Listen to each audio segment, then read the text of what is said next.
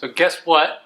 Guess what? If you didn't know already, we had our opening. Yes. Our first show is up. It's around us. We are in it. We are immersed in the gallery atmosphere. Yeah. Right now. Exactly.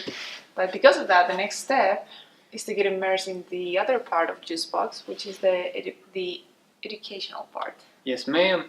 So what do we have planned? What's coming up?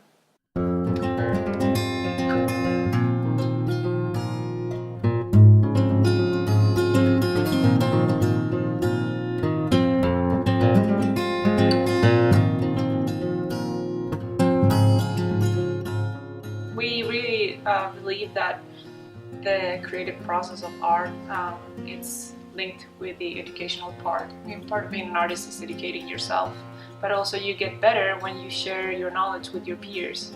And we want to offer the space here to do that, and also for people that are not necessarily artists to get a little bit closer to what it is to make art or just experience that. I got my bachelor's degree back in Chile. The education there was very much based in theory.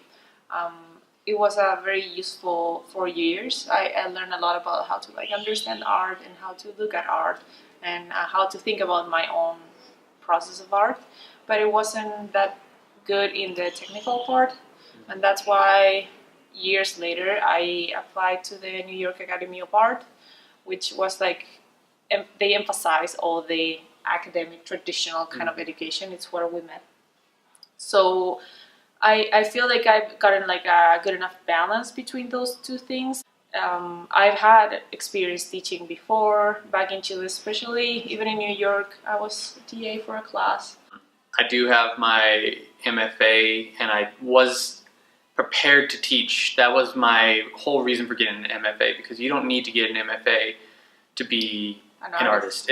Really, you don't at all. But it's useful if you want to be an art professor, and I did want to be an art professor. The thing that I got from Metro State, mainly, just like Lucia in her undergrad, was more of a theoretical education. Metro State, I think the facility there focuses more on the social implications of the artist's practice, which is really good to have.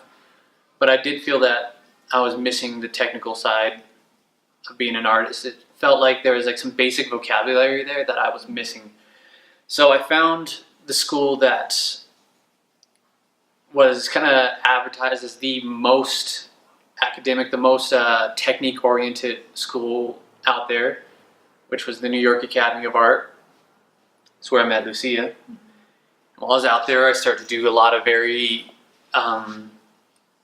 traditional, technical-oriented practices.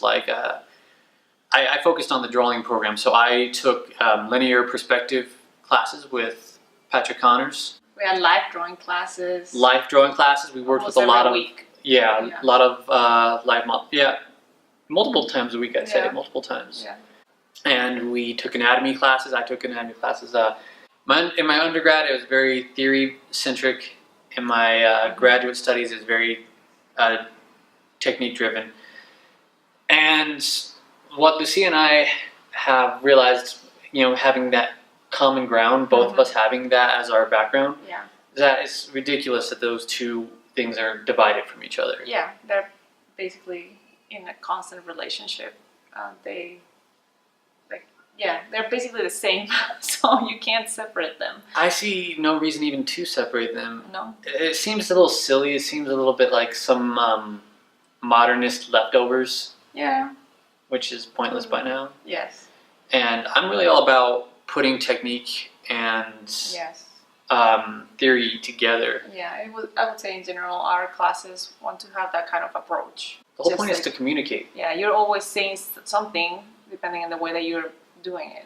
So technique you can't without separate it. Technique without a message is just indulgence, and concept without technique is kind of pretentious. Exactly. Is that we don't believe really in that there's such a thing like separate, that it's like conceptual art, Yeah, all art is conceptual. Yeah. And then we got a little bit of some John Dewey, Joseph Albers, practice-oriented education. Exactly. It's all about getting your hands in there and doing it. And art like as a discipline offers that flexibility, because you don't need a piece of paper to be an artist, but you need to educate yourself to be an artist, so you become a good artist, you know. But there are many ways to get that education, and the most important thing is to be in conversation with your peers. I think that's like the most vital thing, is to have some sort of peer group, some group of people that you personally respect as artists, and be in constant conversation with them and be criticizing them and let them criticize you. I think the classroom is the perfect space, like the safe space to just learn and like challenge yourself through other people. You know, I think that it really helps that it's through other people, because they put you in a different place that it's like getting you out of your comfort zone. Yeah. And also it's very, very fun. We have JuiceBox here, open and available for anybody who wants to have a more affordable education. Having a workshop is basically an excuse to get together and share experience and also get to know people. We would like to every now and then host free workshops to just like give people the opportunity to come into the space and experience some of the ideas that we want to share.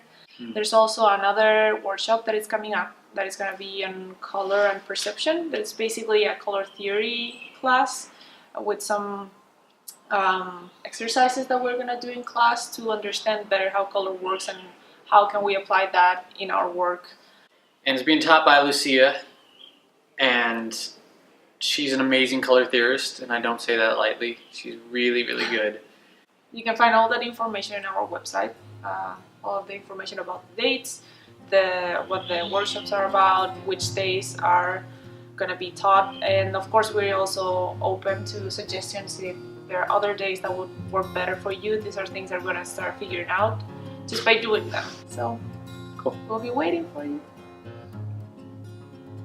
With coffee. With coffee. Okay, cool. I think that's enough.